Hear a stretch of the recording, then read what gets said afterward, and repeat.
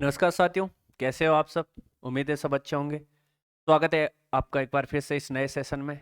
जैसा कि आप सभी को पता है, हम कक्षा 6 से लेकर 12 तक के एनसीईआरटी और आरबीएससी किताबों का सार जो आपके सामने ऑब्जेक्टिव सवालों के माध्यम से रखने का प्रयास कर रहे हैं, उसी सीरीज को लेके चल रहे हैं, जिसमें अपना आज का जो अध्याय रहने वाला है कक्षा 6 का, हमारा राजस्थान जो किताब है उसका अध्याय नंबर 6, राजस्थान का भौतिक स्वरूप, आज हम पढ़ने वाले हैं। इससे पहले इस किताब के हम 5 अध्याय पूर्ण कर चुके हैं। इस किताब के एक दो जो अध्याय है वो जो बाकी बचे हैं उनको भी कवर करने का प्रयास करेंगे। उसके बाद कक्षा 7 की जो किताब है उसके बारे में हम अध्ययन करने वाले हैं। तो बगैर किसी देरी की शुरुआत करते हैं। उससे पहले यदि आपको लगता है इस चैनल के माध्यम से आपके लिए एक अच्छी सामग्री प्रस्तुत की जा रही है तो जरूर अपने साथियों को इस चैनल पे लेकर आएं, और अच्छा लगे तो भाई कमेंट और लाइक करके हौसला जरूर अफजाई किया करो। यदि आपको लगे कि अच्छा मैटर मिल रहा है और अच्छी मेहनत की जा रही है आप लोगों के लिए, तो जरूर अपना रिएक्शन कमेंट बॉक्स में बताएं। तो आज का जो पहला सवाल रहने वाला है वो है, राज्य के मध्यवर्ती भाग में विश्व की सबसे प्राचीनतम पर्वतमाला कौन सी है? भाई, जो राज्य है राजस्थान, देश का सबसे बड़ा राज्य राजस्थान, उसके मध्यवर्ती भाग में एक पर्वतमाला है जो संसार की सबसे प्राचीन पर्वतमाला मानी जाती है। उसका क्या नाम है? देखिए, अपलेशियन। अपलेशियन ये उत्तरी अमेरिका के पूर्वी भाग, जो अंटार्कटिक महासागर वाला तट है उस पर स्थित है। कौन सी? अपलेशियन। ये भी ऐसा माना जाता है कि अरावली के समकक्ष है, अरावली के समय के ही लगभग ये मानी जाती है। उत्तरी अमेरिका में पड़ती है भाई।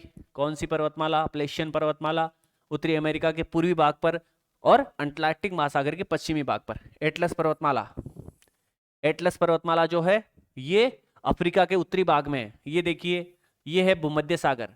कौन सा? मेडिटेरियन सी, भूमध्य सागर। ये जो अफ्रीका का भाग है, ये यहां पर कौन सा? सहारा मरुस्थल है।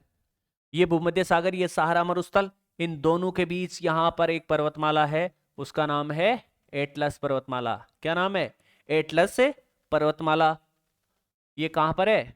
ये है अफ्रीका। कौन से महाद्वीप में? अफ्रीका में। तो अपलेशियन है वो उत्तरी अमेरिका में है, और एटलस है वो अफ्रीका में है। उसके बाद बसती एक एंडीज। एंडीज जो ये अपना दक्षिणी अमेरिका है, इसके पश्चिमी भाग पर, ये पश्चिमी भाग पर एक पर्वतमाला है जिसका नाम क्या है? एंडीज पर्वतमाला। कौन सी? एंडीज पर्वतमाला। तो आपने देखा, अपलेशियन पर्वतमाला जो उत्तरी अमेरिका में है, एटलस है वो अफ्रीका में है, और एंडीज पर्वतमाला है वो कहां पर है? दक्षिणी अमेरिका में है।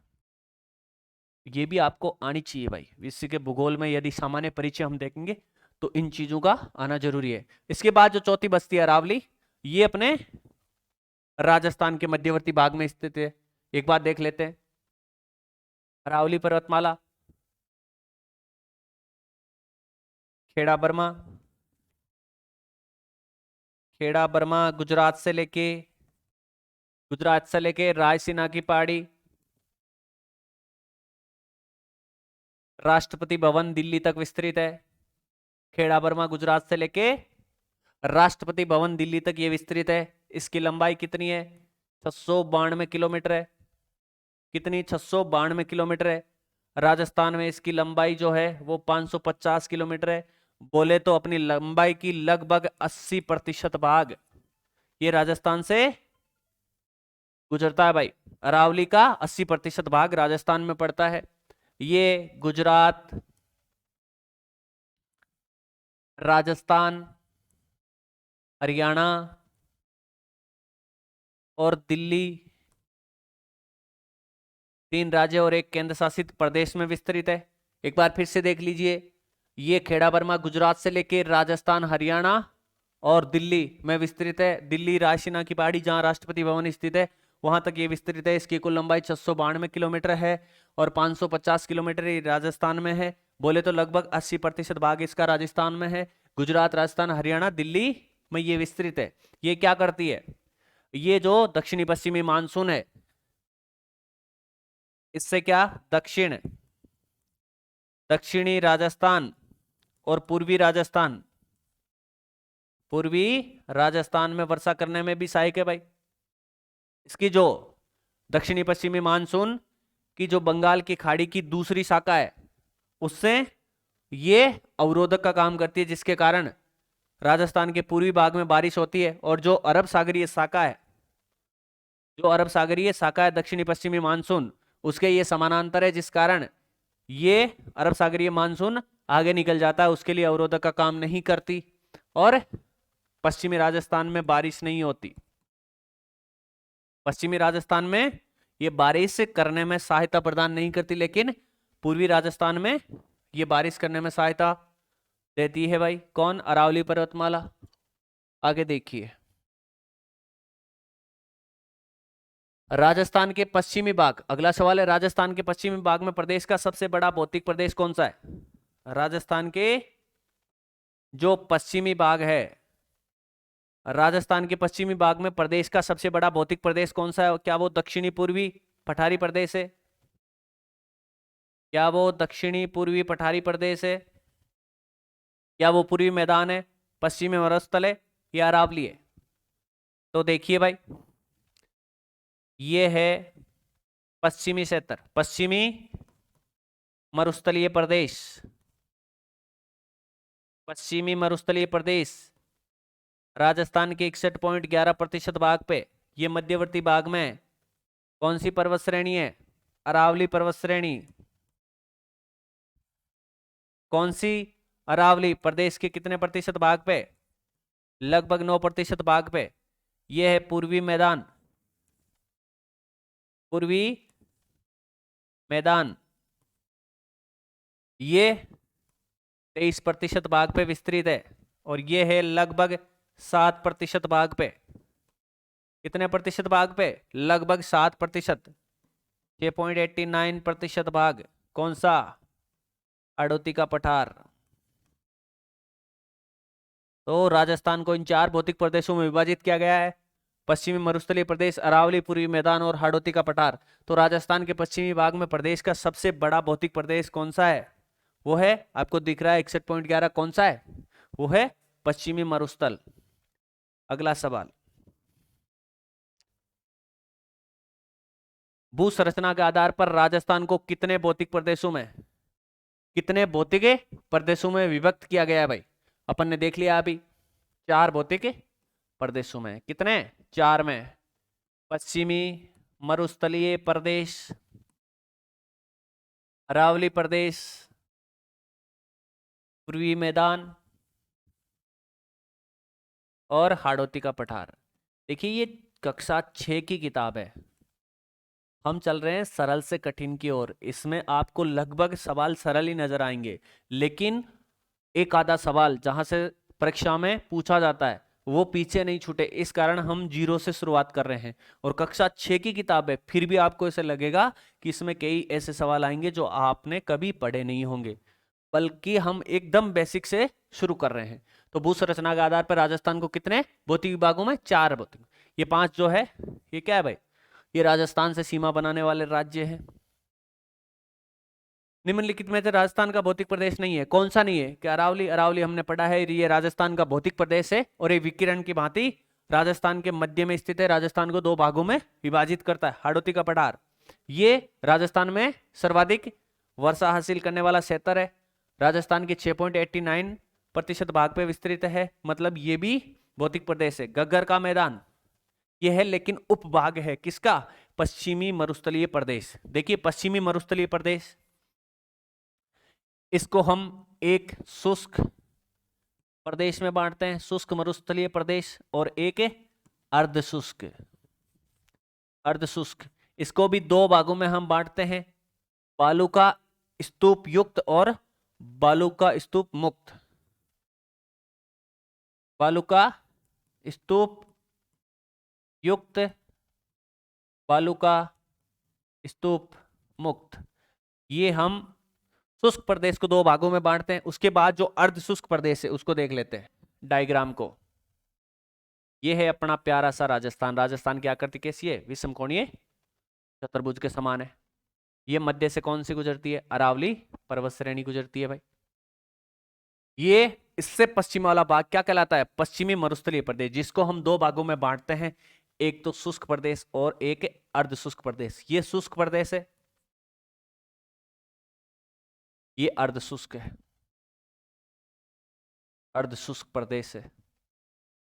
ये शुष्क प्रदेश को भी हम दो भागों में बांटते हैं, एक बालू का स्तूप युक्त और एक बालू का स्तूप मुक्त।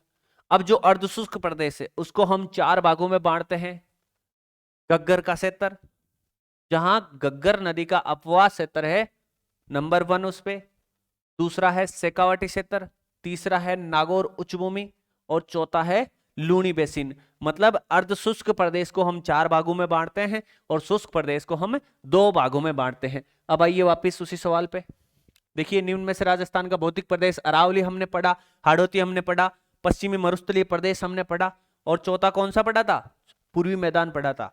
गग्गर का मैदान कहाँ पढ़ा है? गग्गर का मैदान हमने पढ़ा है कि ये एक अर्ध शुष्क, जो हमने पश्चिमी मरुस्थलीय क्षेत्र का दूसरा भाग देखा था, शुष्क और अर्ध शुष्क। अर्ध शुष्क में जो चार भाग देखे हैं उसमें गग्गर का मैदान, शेखावाटी क्षेत्र, लूणी बेसिन और नागौर उच्च भूमि, चार क्षेत्र देखे, उनमें से ये एक क्षेत्र है। बोले तो पश्चिमी मरुस्थलीय क्षेत्र का जो उपभाग है शुष्क और अर्ध शुष्क, ये अर्ध शुष्क प्रदेश में पड़ने वाला क्षेत्र है। कौन सा? गग्गर का मैदान। तो भौतिक प्रदेश नहीं है, अलग से भौतिक प्रदेश गग्गर का मैदान नहीं है। आगे चलिए। मरुस्थल राज्य के कितने जिलों में फैला है भाई? जो मरुस्थल है, पश्चिमी मरुस्थलीय प्रदेश है, वो राजस्थान के कितने जिलों में फैला है? देखिए, अरावली से पश्चिम दिशा में राजस्थान के 13 जिले हैं, जिनमें एक सिरोही को निकाल दो। पुराने जिलों के हिसाब से पढ़ रहे हैं हम भाई। अभी अभी रिव्यू चल रहा है। नए जिले हालांकि 50 है, लेकिन फाइनली अभी हम नहीं कह सकते कि 50 है, 33 है या कुछ और संख्या है। लेकिन जब फाइनल रिपोर्ट बनेगी तो जहां जहां आपको डाउट होगा वहां वापस आपकी क्लास में ऐड कर दिया जाएगा या पढ़ा दिया जाएगा। देखिए, जो अरावली क्षेत्र है उसके पश्चिम में राजस्थान के 13 जिला है। यदि उसको सिरोही को निकाल दे, बाकी 12 बचते हैं, वो किस में आते हैं? ये मरुस्थलीय प्रदेश में आते हैं। तो राजस्थान के कितने जिले मरुस्थल में आते हैं? 12 जिले आते हैं। ये देखिए और संख्या है, ये भी देख लीजिए। ये अंतर्वर्ती जिले हैं, अंतर्वर्ती जिले हैं भाई, कितने? 8। पुराने जिलों के हिसाब से यदि 33 जिलों के हिसाब से देखें तो राजस्थान के मध्यवर्ती भाग में पड़ने वाले जिले कितने? 8 है, जिनकी किसी भी राज्य या देश से सीमा नहीं लगती। 4 ये क्या है? ये पाकिस्तान से सीमा बनाते हैं भाई, अंतरराष्ट्रीय सीमा पर स्थित जिले 4। वर्तमान में यदि हम देखें नए जिलों के हिसाब से तो 6 है। 25 ये क्या है?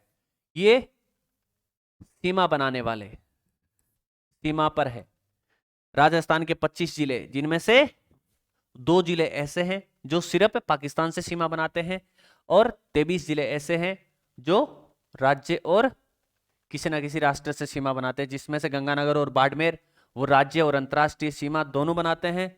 बाकी जो है 2 कौन कौन से? बीकानेर और जैसलमेर, वो सिर्फ पाकिस्तान से सीमा बनाते हैं। गंगानगर, बाड़मेर पाकिस्तान और राज्यों से सीमा बनाते हैं। बाकी के जो सीमावर्ती जिले हैं वो किसी ना किसी भारत के राज्य से सीमा बनाते हैं। एक बार मैप के माध्यम से आप देख लीजिए। 33 जिलों के हिसाब से ये देखिए 1 2 3 और 4 जिले, 1 2 3 और 4 जिले। ये क्या है? सीमा पर। कौन सी? अंतरराष्ट्रीय सीमा पे। बाकी के जिले कितने हैं भाई? 23 जिले। सिर्फ अंतरराज्य सीमा पर जिले कितने? 23 जिले। अंतरराज्य और अंतरराष्ट्रीय सीमा पर जिले कितने? ये देखिए 1 और 2, 2 जिले। सिर्फ अंतरराष्ट्रीय सीमा पर जिले कितने? 1 और 2। ये इनका लेखा जोखा है। सिर्फ अंतरराष्ट्रीय सीमा पर जिले 2, अंतरराष्ट्रीय और अंतरराज्य सीमा पर जिले कितने? 2। सिर्फ क्या हो गए? 21, 21 2 23 2 25। 25 राज्य के वो जिले हैं जो किसी ना किसी देश या राज्य से सीमा बनाते हैं। आगे चलिए। अब ये हो गए 25, 25 और 8 अंतर्वर्ती जिले। कितने? 33 जिलों का हिसाब है भाई। मरुस्थलीय भाग राज्य के कितने प्रतिशत भाग पे फैला हुआ है? हमने देख लिया 61.11% भाग पे क्या है? मरुस्थल है। 9% भाग पे क्या? अरावली है। 23% भाग पे क्या है? पूर्वी मैदान है और 6.89% भाग पे क्या है, हाड़ौती का पठार है।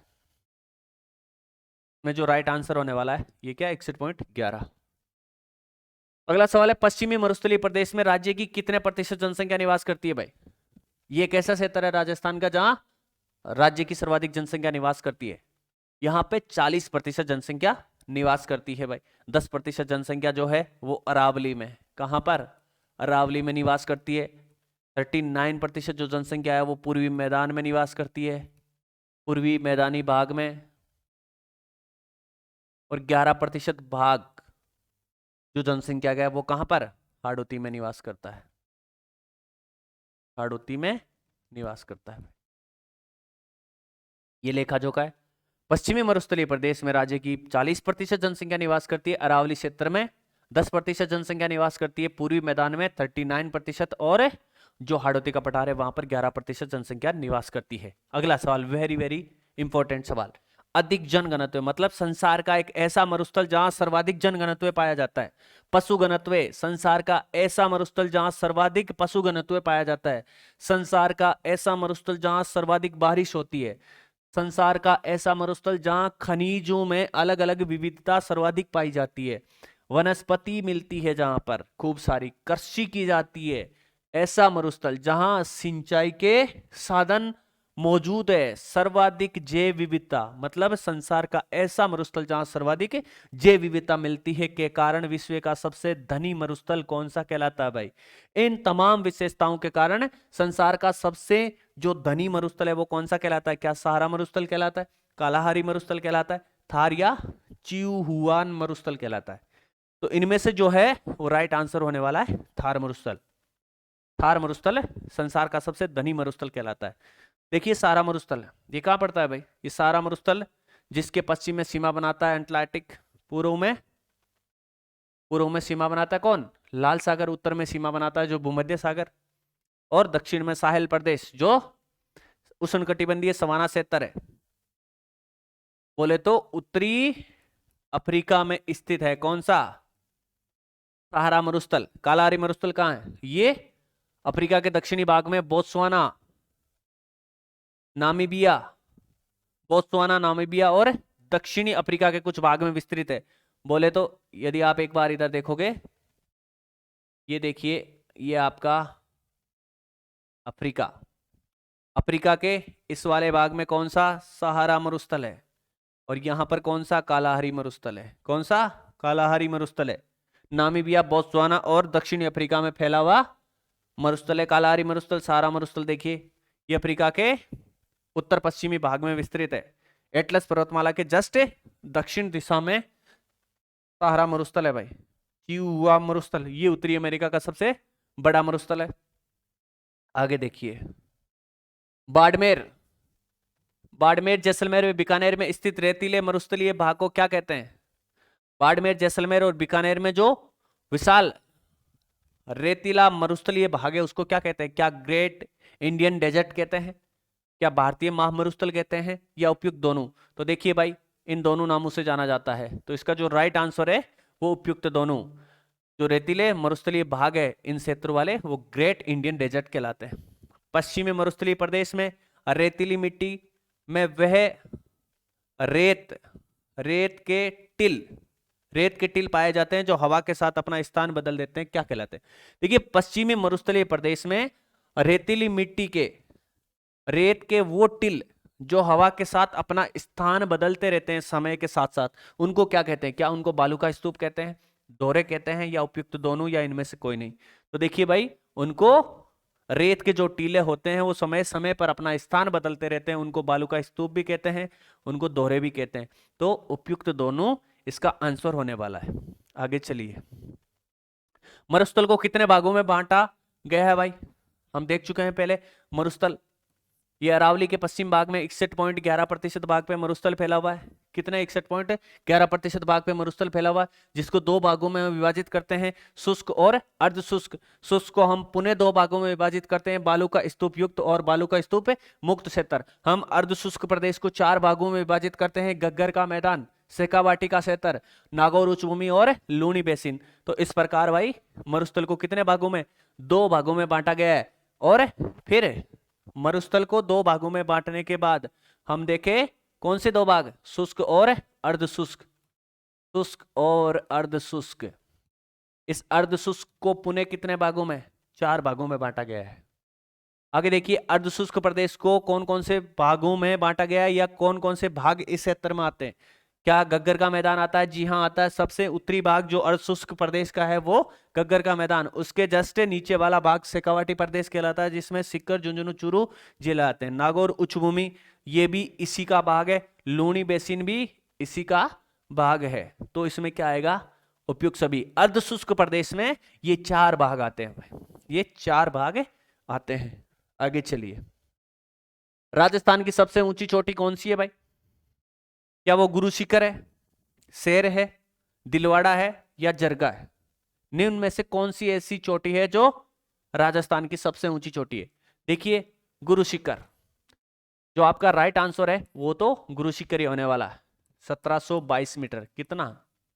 1722 मीटर। कहीं इसे 1727 मीटर भी दिया गया है। क्यों? इसके ऊपर जो एक मंदिर है उसकी ऊंचाई यदि हम इंक्लूड करें तो 1727 मीटर भी आ जाता है। शेर, देखिए गुरु शिखर सबसे ऊंची चोटी है राजस्थान की। नंबर 2 पे किसका नंबर आएगा? शेर का। नंबर 3 पे दिलवाड़ा, नंबर 4 पे जरगा। शेरदिल, शेरदिल, जरगा। गुरु शिखर राजस्थान की सबसे ऊंची चोटी, नंबर 2 पे शेर, नंबर 3 पे दिलवाड़ा, नंबर 4 जरगा। देखिए यहां पर चित्र दिया गया राजस्थान का भौतिक प्रदेश। ये देखिए इधर वाला भाग है, ये क्या है, ये यहां से देखिए ये पूरा अरावली के पश्चिम का पूरा जो भाग है वो पश्चिमी मरुस्थलीय प्रदेश कहलाता है। इसको देखिए, ये जो बीच वाली लाइन है ये क्या करती है, 25 सेंटीमीटर वर्षा रेखा, ये मरुस्थल को पुनः 2 भागों में बांटते हैं। इधर वाला पश्चिम वाला भाग शुष्क प्रदेश, ये अर्धशुष्क प्रदेश। शुष्क प्रदेश में हम देखिए मुक्त क्षेत्र पढ़ चुके हैं, बालू का स्तूप मुक्त वाला, ये बालू का स्तूप युक्त वाला क्षेत्र पढ़ चुके हैं।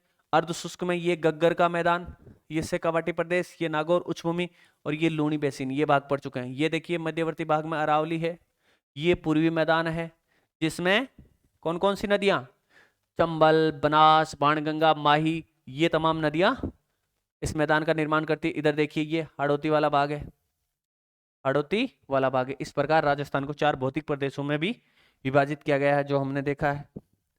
आगे देखिए राजस्थान का पूर्वी मैदानी भाग ये किन बड़ी नदियों द्वारा निर्मित है? जो राजस्थान का पूर्वी मैदानी भाग है प्रदेश के कितने प्रतिशत भाग पे विस्तृत है भाई? कमेंट बॉक्स में बताओगे क्योंकि हमने पहले पढ़ लिया है।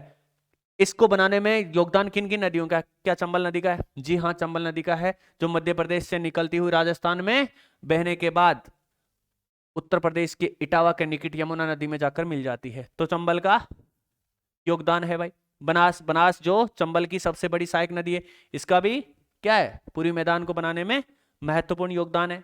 बनास नदी कहां से? खमनोर की पहाड़ियों से निकलती है, बाणगंगा, बैराट की पहाड़ियां जयपुर से निकलती है। तो ये जो तीनों नदियां हैं और इनकी जो सहायक नदियां हैं उन तमाम का योगदान किसमें? पूरी मैदान का निर्माण में इन सभी नदियों का योगदान है। चंबल नदी के आसपास, चंबल नदी जो राज्य की सबसे बड़ी लंबाई की दृष्टि से सबसे बड़ी नदी कौन सी है? चंबल नदी। चंबल नदी के आसपास कहां से लेकर कहां, कहां से लेकर कहां तक का क्षेत्र नाली अपर्दन? सबसे पहला सवाल यही बनता है, राजस्थान की कौन सी नदी नाली अपर्दन करती है? कौन सी नदी करती है? आगे देखेंगे। नाली अपर्दन के कारण अत्यधिक उबड़ खाबड़ हो गया है जिसे चंबल का बीहीड़, डांग या उत्पाद भूमि के नाम से जाना जाता है। देखिए सवाल यहां से बनता है, नाली अपर्दन कौन सी नदी करती है? ठीक है, बीड़ कौन सी नदी बनाती है? डांग कौन सी नदी के किनारे स्थित है? या डांग क्षेत्र किसे कहते हैं? उत्खात भूमि का निर्माण करने वाली राजस्थान की नदी कौन सी है? ये तमाम सवाल यहां से बनते हैं। तो देखिए जो चंबल नदी के आसपास कहां से लेके कहां तक का क्षेत्र नाली अपर्दन के कारण अत्यधिक उबड़ खाबड़ हो गया जिसे चंबल के बीड़, डांग या उत्खात भूमि के नाम से हम जानते हैं। तो देखिए क्या चित्तौड़गढ़ से धौलपुर का क्षेत्र कहलाता है? जी नहीं, ये क्या है, ये राजस्थान में चंबल नदी का बहाव क्षेत्र है। चंबल नदी का, चंबल का बहाव राजस्थान में चित्तौड़गढ़ से प्रवेश करती है चंबल नदी। आगे कोटा, सवाईमाधोपुर, करौली, धौलपुर बहती हुई कहां चली जाती है? उत्तर प्रदेश की ओर चली जाती है। चित्तौड़गढ़ से कोटा क्या ये है? कोटा से धौलपुर, ये वाला क्षेत्र है। तो देखिए चित्तौड़गढ़ से कोटा, चंबल नदी पे 4 बांध बनाए गए हैं, 4 बांध बनाए गए हैं। एक पहले निकाल देते हैं एमपी गांधी सागर। कौन सा? गांधी सागर बांध। कौन सा बांध? गांधी सागर बांध। वो कहाँ है? वो मध्य प्रदेश में निर्मित है। उसके बाद चित्तौड़गढ़ से कोटा के बीच चंबल नदी पर 3 बांध बनाए गए जो राजस्थान में है। चित्तौड़गढ़ में कौन सा है? महाराणा प्रताप बांध जल भराव क्षमता की दृष्टि से राजस्थान का सबसे बड़ा बांध है। उसके बाद कोटा में 2 है, एक कोटा बैराज और दूसरा जवाहर सागर बांध। तो कोटा से चित्तौड़गढ़ या चित्तौड़गढ़ से कोटा के बीच चंबल नदी पर जो बांध बनाए गए हैं राजस्थान में, वो स्थित है। एक बांध जो है एमपी में गांधी सागर। यदि इसके उद्गम स्थान से चलें तो चंबल नदी पर जो 4 बांध बनाए गए हैं, गांधी सागर, राणा प्रताप सागर, जवाहर सागर और कोटा बैराज, 4 बांध आते हैं चंबल नदी पे। अब देखिए कोटा से जो धौलपुर का क्षेत्र है, इसके मध्य जो चंबल नदी है वो उत्खात भूमि का निर्माण करती है भाई। जो इसका राइट आंसर होगा वो कोटा से धौलपुर होगा। बहुत वेरी वेरी इंपॉर्टेंट सवाल है भाई ये। अगला सवाल, राजस्थान के दक्षिण भाग में बांसवाड़ा व प्रतापगढ़ जिलों में कौन सी नदियां माही का मैदान का निर्माण करती है भाई? जो राजस्थान का दक्षिणी भाग है वहां बांसवाड़ा और ये डूंगरपुर है, बांसवाड़ा और प्रतापगढ़। ये जो बांसवाड़ा और प्रतापगढ़ है, इन जिलों में कौन सी नदी जो है माही का मैदान का निर्माण करती है? क्या माही वे उसकी सहायक नदियां, चंबल वे उसकी सहायक नदियां, लूणी वे उसकी सहायक नदियां? तो देखिए जो पूर्वी मैदानी भाग है उसका निर्माण जो करती है, उसमें किन किन नदियों का योगदान है? बाणगंगा का योगदान है, बनास का योगदान है, चंबल का योगदान है, माही का योगदान है। इन 4 बड़ी नदियों और इनकी सहायक नदियों का पूर्वी मैदान का निर्माण करने में योगदान है। तो माही व उसकी सहायक नदियां, ये देखिए दक्षिणी भाग में बहती है भाई। बांसवाड़ा और प्रतापगढ़ जिलों में ये माही के मैदान का निर्माण करती है। माही नदी और उसकी सहायक नदियां माही के मैदान का निर्माण करती है। जो इसका आंसर जो होने वाला है वो तो यही हो जाएगा। चंबल है उसकी सहायक नदियां, ये किसके? पूर्वी मैदान के निर्माण में सहायक है। लूणी है उसकी सहायक नदियां, ये कहां बहती है? पश्चिमी मरुस्थलीय प्रदेश में बहती है ये नदियां भाई। छप्पन का मैदान, वेरी वेरी इंपॉर्टेंट। छप्पन का मैदान कहां पर है? क्या बाड़मेर में है? यहां पर क्या है? यहां 56 की पहाड़ियां है भाई। क्या है? 56 की पहाड़ियां। कहां पर? बाड़मेर में। प्रतापगढ़ और बांसवाड़ा क्या यहां पर है? गंगानगर या हनुमानगढ़ है? यहां पर किसका मैदान है? गग्गर का मैदान है। गग्गर का मैदान कहां है? गंगानगर और हनुमानगढ़। अब ये बताओगे भाई, जब गग्गर नदी उफान पर होती है तो बाढ़ कहां पर आती है? कमेंट बॉक्स में बताओगे। प्रतापगढ़ और बांसवाड़ा। जो इसका राइट आंसर होने वाला है वो प्रतापगढ़ और बांसवाड़ा है भाई। 56 के मैदान, 56 छोटे छोटे गांव, नदी नालों वाला वो क्षेत्र जो प्रतापगढ़ और बांसवाड़ा के मध्य है वो क्या कहलाता है? 56 का मैदान कहलाता है। 56 का मैदान कहां पर है? प्रतापगढ़ और बांसवाड़ा के मध्य 56 गांवों के समूह वाला भाग 56 का मैदान कहलाता है। राजस्थान के दक्षिणी पूर्वी भाग को प्राचीन काल में हाड़ावंशी, कौन से राजवंश ने यहां पे शासन किया? हाड़ावंशी शासकों का क्षेत्र होने के कारण क्या कहा जाता है?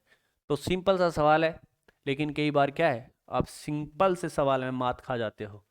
क्या इसे अरावली प्रदेश कहते हैं? नहीं, ये प्रदेश के मध्यवर्ती भाग में विकर्ण के तौर पे खड़ा है। अरावली पर्वत जो हमने पढ़ लिया कितने प्रतिशत भाग पे विस्तृत है राजस्थान के? हाड़ौती का पठार, जी हाँ, इसका जो राइट आंसर होने वाला है वो है हाड़ौती का पठार। दक्षिणी पूर्वी भाग में 6.89% भाग पर हाड़ौती का पठार है। पूर्व का मैदान ये हमने पढ़ लिया। राजस्थान के कितने? 23% भाग पे। मरुस्थलीय प्रदेश ये पढ़ लिया, 61.11% भाग पर है। अगला सवाल, बोराट का पठार कहाँ है भाई? क्या सिरोही में है, चित्तौड़गढ़ में है, उदयपुर राजसमंद में है, या फिर चित्तौड़गढ़ एवं भीलवाड़ा जिले के पूर्वी भाग में है? कहां है भाई बोराट का पठार? देखिए बोराट का पठार यह है यहां पर राजसमंद, यह है उदयपुर। जो बोराट का पठार है वो उदयपुर से राजसमंद के मध्य स्थित है। कहां से लेके कहां तक? गोगुंदा गोगुंदा उदयपुर से कहाँ? कुंभलगढ़। कुंभलगढ़ राजसमंद के मध्य कौन सा बोराट का पठार है भाई? उदयपुर से राजसमंद के मध्य इसका जो राइट आंसर होने वाला है वो यही है। सिरोही में कौन सा? उड़िया का पठार, माउंट आबू का पठार। उड़िया का पठार आगे देखेंगे हम, जो राज्य का सबसे ऊंचा पठार है, 1360 मीटर जिसकी ऊंचाई है। चित्तौड़गढ़ में कौन सा है? मैसा का पठार। कौन सा है? मैसा का पठार। इस पर कौन सा दुर्ग बना हुआ है? चित्तौड़गढ़ दुर्ग बना हुआ है भाई। मैसा का पठार कहाँ है? चित्तौड़गढ़ में। चित्तौड़गढ़ एवं भीलवाड़ा जिले के पूर्वी भाग में कौन सा है? जो इस वाले भाग में है वो कौन सा पठार है भाई? ऊपर माल का पठार। कौन से माल का पठार? ऊपर माल का पठार। चित्तौड़गढ़ और भीलवाड़ा जिले के पूर्वी भाग में ऊपर माल का पठार स्थित है। उदयपुर राजसमंद में कौन सा? बोराट का पठार है। चित्तौड़गढ़ में मैसा का पठार है। सिरोही में कौन सा? उड़िया का पठार है, जो प्रदेश का सबसे ऊंचा पठार है। अगला सवाल, उदयपुर व प्रतापगढ़ में कौन सा पठार स्थित है भाई? देखिए मैसा का पठार हमने देखा कहां पर है? चित्तौड़गढ़ में है, जिस पर चित्तौड़गढ़ का किला बना हुआ है। उड़िया का पठार कहाँ है? 1360 मीटर जिसकी ऊंचाई है। कहां पर है? ये सिरोही में है। कहां पर है? सिरोही में है। ऊपरमाल का पठार हमने देखा अभी, चित्तौड़गढ़ और भीलवाड़ा के उत्तरी पूर्वी भाग में विस्तृत है। चित्तौड़गढ़ व भीलवाड़ा के उत्तरी पूर्वी भाग में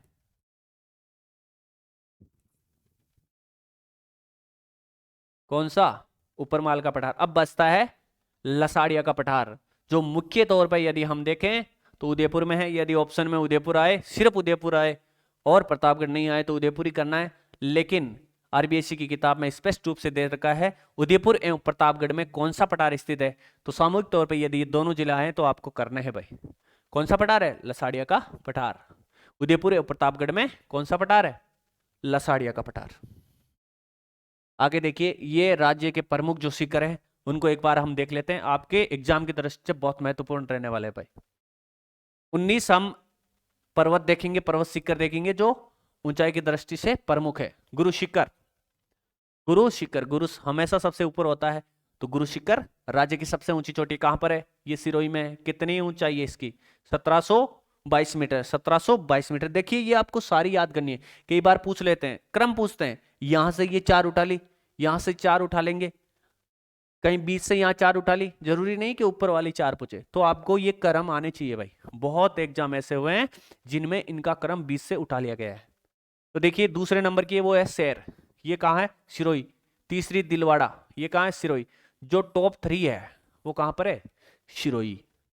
सिरोही में स्थित है भाई। कौन से? राज्य के 3 प्रमुख शिखर जिनकी ऊंचाई कितनी है? 1722 मीटर, 1597, 1442। ये टॉप 3 जो पर्वत शिखर है वो सिरोही में। देखिए चौथा जो है जरगा, ये है उदयपुर में। इसकी ऊंचाई कितनी है? 1431 मीटर, 1431 मीटर है। उसके बाद है वापिस सिरोही में असलगढ़ और आबू पर्वत, ये 2 है। ये वापिस सिरोही में आएंगे भाई। अचलगढ़ की जो ऊंचाई वो 1380 मीटर है और 1295 किसकी? आबू पर्वत की। जो टॉप 6 है उनमें से 5 सिरोही में, 1 जरगा जो है वो उदयपुर में स्थित है। उसके बाद देखिए कुंभलगढ़, कुंभलगढ़ राजसमंद में है। इसकी 12 इंटू 2 बोले तो 24, 1224 मीटर जिसकी ऊंचाई है। कुंभलगढ़ कहां पर? राजसमंद में। उसके बाद है रघुनाथगढ़, उत्तरी अरावली की सबसे ऊंची चोटी, 1055, कहां पर है? सीकर में। उत्तरी अरावली की सबसे ऊंची चोटी है भाई रघुनाथगढ़। ऋषिकेश ये कहां पर है? ये सिरोही में, 1017 मीटर ऊंची है। कमलनाथ, कमलनाथ पूछा जाता है कई बार, उदयपुर में है भाई। 1001 कमलनाथ उदयपुर में है। उसके बाद है सज्जनगढ़, सज्जनगढ़ ये उदयपुर में, कहाँ? उदयपुर में, 938 मीटर जिसकी ऊंचाई है। मोरारजी टोटगढ़, मोरारजी टोटगढ़ अजमेर में 934 मीटर, 934 मीटर जिसकी ऊंचाई है। खो ये कहां पर है? जयपुर में है, 920 मीटर जिसकी ऊंचाई है। खो जयपुर में है। तारागढ़ अजमेर में है, 870 मीटर ऊंची चोटी है। नागपाड़ जहां से लूणी नदी का उद्गम स्थान माना जाता है, अजमेर, 795 मीटर जिसकी ऊंचाई है। बैराज ये अलवर में है। बरौंच 792 मीटर जिसकी ऊंचाई है। बिलाली, बिलाली पूछी गई है भाई बहुत बार एग्जाम में, ये कहां पर है? अलवर में 775 मीटर जिसकी ऊंचाई है। रोजा बाकर ये कहां पर है? ये जालोर में, कितनी? 730 मीटर। और बैराट, बैराट जयपुर में है जिसकी 704 मीटर ऊंचाई है भाई। ये प्रमुख चोटियां जो 19 हमने देखी है, ये भी आपको आनी चाहिए, एग्जाम की दृष्टि से बहुत ज्यादा महत्वपूर्ण रहने वाली है। अब देखिए कुछ जो प्रमुख पठार है उनको भी हम देख लेते हैं कि राज्य के कौन कौन से जो पठार है कहां पर आपको देखने को मिलते हैं। उड़िया का पठार 1360 मीटर जिसकी ऊंचाई है, 1360 मीटर ऊंचाई है जिसकी सिरोही में है। उड़िया का पठार प्रदेश का सबसे ऊंचा पठार। आबू का पठार ये कहाँ है? ये माउंट आबू सिरोही में है भाई। बोराट का पठार कहाँ है? बोराट का पठार अभी हमने देखा राजसमंद से लेके उदयपुर के मध्य, उदयपुर के गोगुंदा से कुंभलगढ़ राजसमंद के मध्य बोराट का पठार है। ऊपरमाल का पठार अभी हमने देखा चित्तौड़गढ़ से भीलवाड़ा के मध्य, कौन सा पठार? ऊपरमाल का पठार। ऊपरमाल पंचवोट की स्थापना कब की गई? ये आप कमेंट बॉक्स में बताओगे। लसाड़िया का पठार ये कहाँ? उदयपुर और प्रतापगढ़। मुख्य तौर पे यदि हम देखें तो लसाड़िया का पठार कहाँ है? कटापटा पठार है उदयपुर में, उसे क्या कहते हैं? लसाड़िया का पठार। मैसा का पठार जिस पर चित्तौड़गढ़ किला स्थित है भाई, ये कहाँ पर है? चित्तौड़गढ़ में मैसा का पठार। कांकनवाड़ी का पठार बहुत बार एग्जाम में पूछा गया है, कांकनवाड़ी का पठार कहाँ पर है? अलवर में है। मानदेसरा का पठार, मानदेसरा का पठार जो चित्तौड़गढ़ का पेंसरोडगढ़ भाग है। ये देखिए चित्तौड़गढ़ दो भागों में टूटा हुआ है, एक चित्तौड़गढ़ यहाँ पर है, दूसरा यहाँ पर है। ये बीच में यहाँ पर भीलवाड़ा है। भीलवाड़ा जिला जो है चित्तौड़गढ़ को दो भागों में तोड़ता है। ये इधर वाला जो भाग है ये बेंसरोडगढ़ कहलाता है। ये मानदेसरा का पठार यहाँ पर स्थित है भाई, बेंसरोडगढ़ चित्तौड़गढ़ में। एक 56 का पठार है, 56 की पहाड़ियां या 56 का पठार कहाँ पर है? ये बाड़मेर में है। तो आज का ये सेशन था, कमेंट बॉक्स में जरूर बताएं कि कैसा लगा। कुछ नया प्रयोग करके और आपके सामने अगली क्लास में लेके आएंगे।